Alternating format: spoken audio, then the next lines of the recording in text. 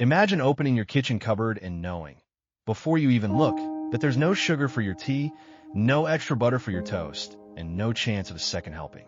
Imagine being told, not asked, exactly how much food you're allowed each week, and being grateful for it.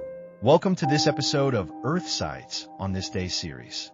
Today we are looking at food rationing being introduced in Great Britain on the 8th of January, 1940. Quietly reshaping daily life for millions for the war effort. Initially, bacon, butter, and sugar were the only items that were rationed, using books of coupons for the items, but later many more food items, as well as petrol, clothes, and soup, would be added to the list.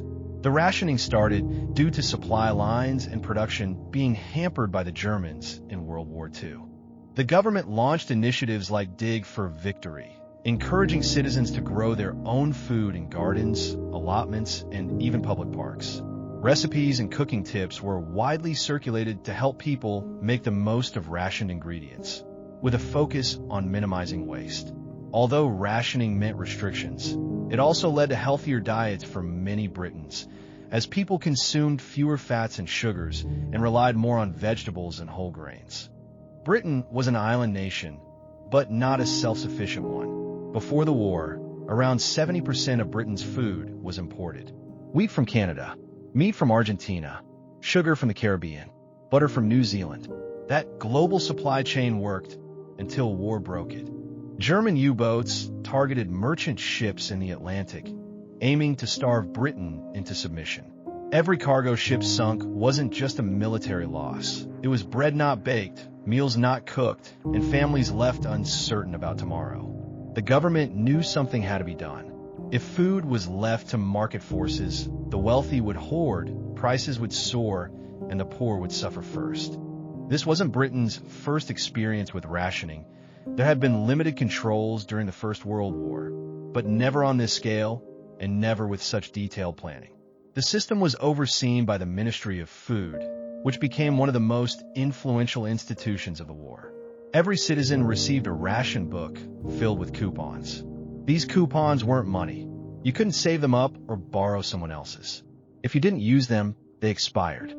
British kitchens became laboratories of improvisation. With limited meat, meals relied more on vegetables, bread, and potatoes. Dishes were stretched, substituted, and reinvented. Meat pies contained more potato than meat. Stews were watered down, but seasoned carefully. One unexpected result was that nutrition improved for many people. Before the war, poorer families often struggled to afford fresh food. Under rationing, everyone received a guaranteed share of essentials. For the first time, many children had regular access to milk and balanced meals. The government actively encouraged healthy eating, promoting vegetables and whole foods as patriotic choices.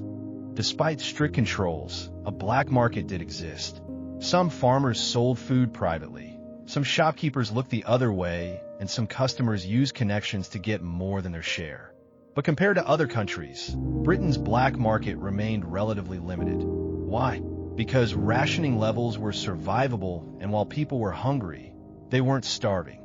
The government also enforced rationing aggressively, with inspections, fines, and even prison sentences for serious offenders. Rationing helped reshape Britain's social fabric. It reinforced ideas of collective responsibility, equality of sacrifice, and government involvement in everyday welfare. It influenced post-war policies, including the creation of the welfare state and public health reforms. Perhaps most importantly, it left behind stories of resilience, creativity, and shared hardship. Rationing increased the sense of shared sacrifice and fostered community spirit during the war. Rationing did not end with the war's conclusion in 1945. It continued into the post-war years due to economic challenges and food shortages. The last rationing restrictions were lifted in 1954, marking the end of a system that had lasted nearly 15 years.